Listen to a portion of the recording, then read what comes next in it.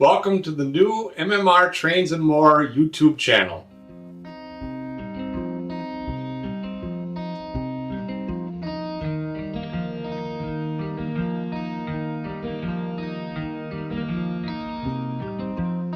All aboard!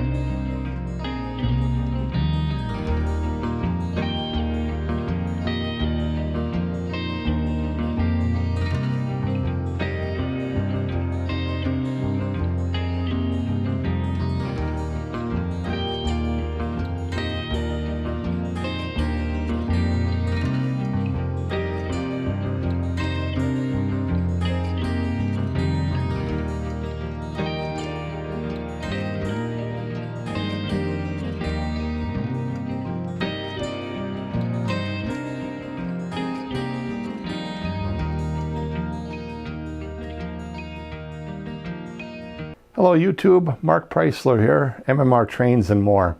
Hey, today we're going to take a look at my Oshkosh area on the Soo Line, Stevens Point Division.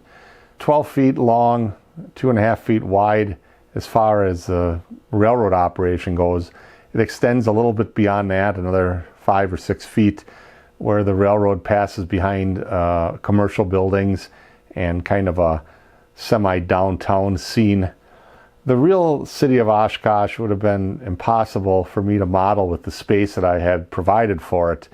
I guess I was more interested in the branch to Manitowoc, so that took up a fair amount of space in the railroad scene down here.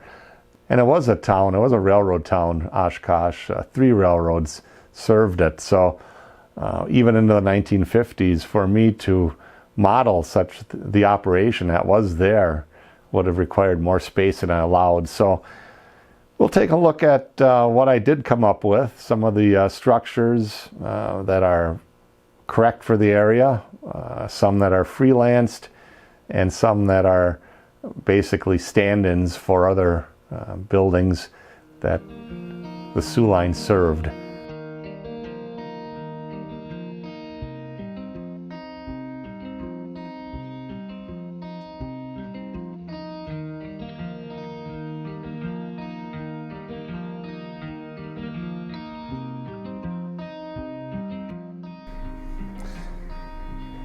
The day begins when 060, number 354, leaves the little engine house at Oshkosh. This is a model that was built by Marvin Preisler from plans drawn by Larry Easton, appearing in our Soo Line Historical and Technical Society of the Sioux many years ago.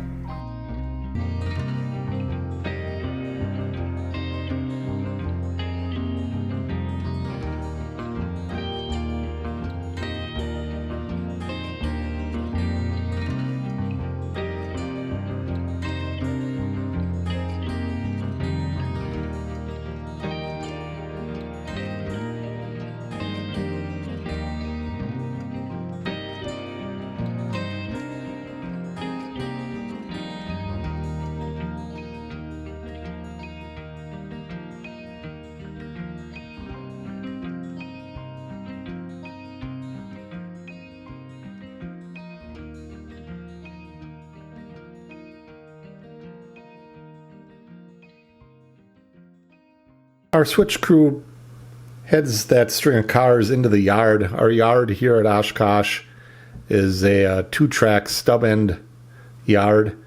The siding that these cars came off of also counts as part of the yard. I guess in total we'd have roughly space for 24 cars at any given time at Oshkosh.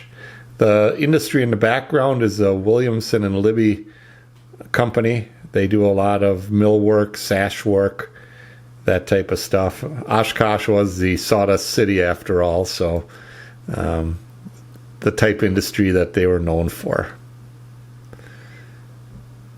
A couple of the other industries, again, these are stand-in buildings, not based on the prototype. The Universal Motor Company, and the white structure is the Waite Rug Company. Water tank in between those structures is connected to the standpipe at Oshkosh. The freight house is based off of a Walthers kit. It's a little bit modified, of course, and it actually comes very close to the structure that stood at Oshkosh at one time. Tore down in the late 1960s. And here we have two tracks in front of that freight house, again for the bulk mailing and for less than carload freight. Those two tracks extend over the road, and they also service the Oshkosh newspaper, the newsprint warehouse, which is in the background, and in the foreground is the Oshkosh Corrugated Box Company. And the switcher services the Rockwell Company. It has space for one car only, and then the backdrop, so it's a false front type building. The main line is out in front of the locomotive. The depot at Oshkosh is interesting. It's actually an old Sidum board and batten kit, but I like the shape of it. It was very much like a Wisconsin Central single-story depot. Oshkosh in the real world had several depots that serviced it. A South Oshkosh depot, a Oshkosh depot downtown, and then later on both of those were eliminated in favor of a new depot on the south end of town, closer to the South Oshkosh depot where that had once stood, just on the other side of the tracks. That depot is a modern design like I'm going to build at Neenah, so I did not want to copy that. And as I said, the downtown area was a complete compromise due to my lack of space.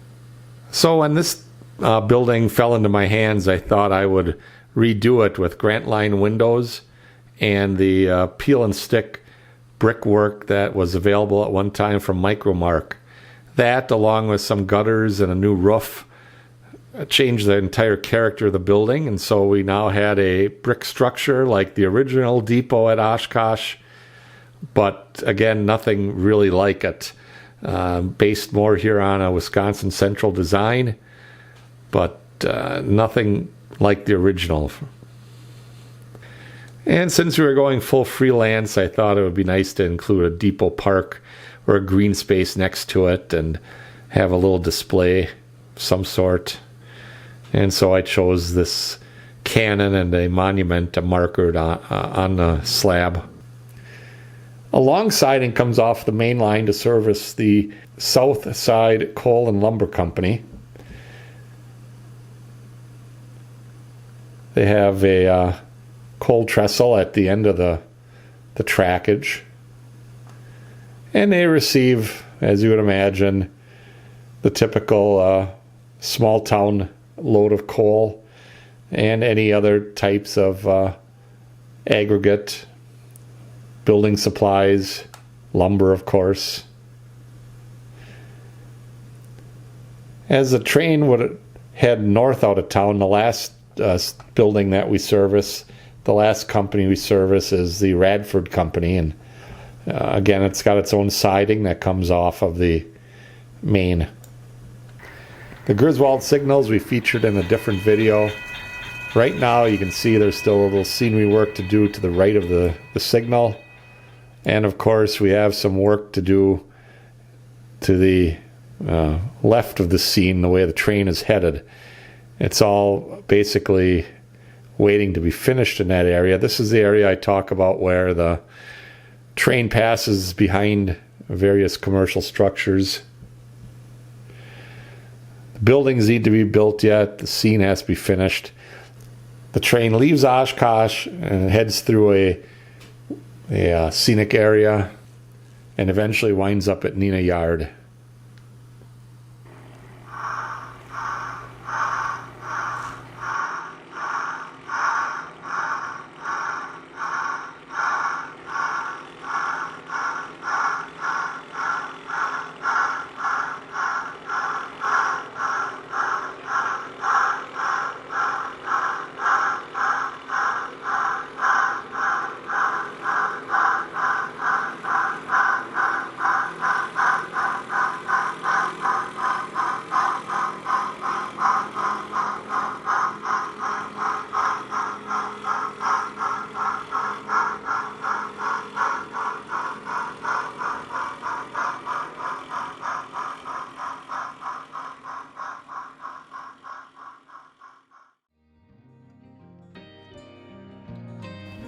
Now, if you would be so kind to subscribe to my channel, I'd appreciate it.